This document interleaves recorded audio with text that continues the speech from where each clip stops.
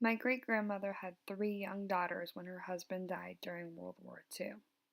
With no money but a fierce spirit, she moved the 3 girls from Maryland to California to work on jets full-time during the war.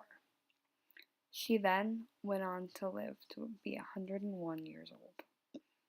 Her fighting spirit lived on in her daughter, Betty, my grandmother, my mother's mother. Betty was a beautiful woman who lost her husband when her son was 4 and my mother was only 2.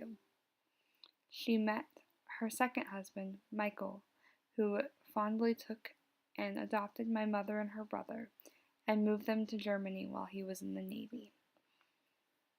They lived there for 7 years, and it inspired a fierce traveling spirit in my mother.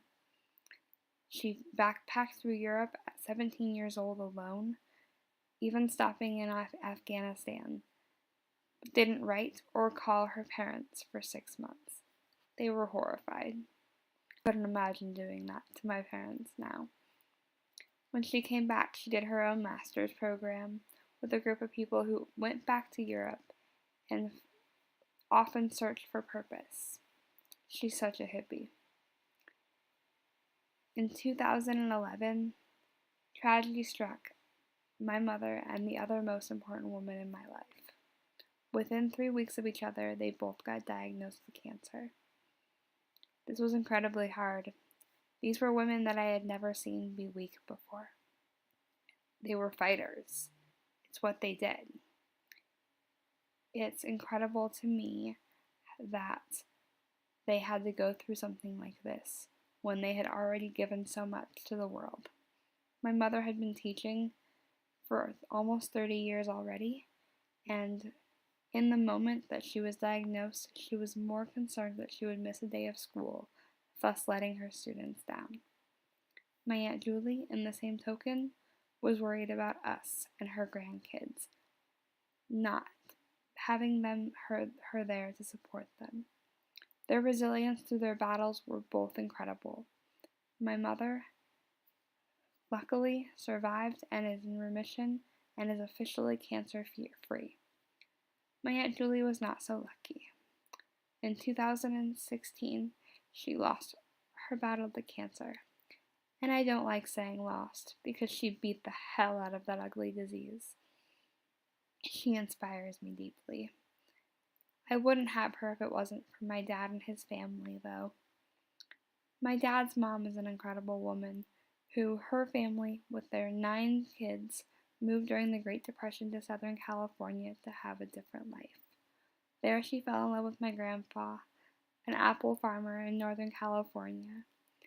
They gave birth to 4 kids within 10 years, and my dad went on to be a state champion athlete. Athleticism is what drives me today, which is funny because when he and my mom met and had me, they weren't expecting a child with cerebral palsy, one who would never be a starting basketball player or one that could be a winner. But she was an underdog, and she loved underdogs.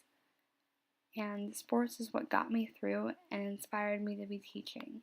These stories of men like Jackie Robinson and women like Serena Williams, who had to constantly defeat the odds. It reminded me so much of my own family and the people in my family who had been defeating odds for hundreds of years in this very country. It inspired me because I was a woman and I was surrounded by strong women. It inspired me because I wasn't an athlete, but I was an athlete. My dad was a state champion and I may not have been, but I was on a state championship basketball team and I was an integral part of that team.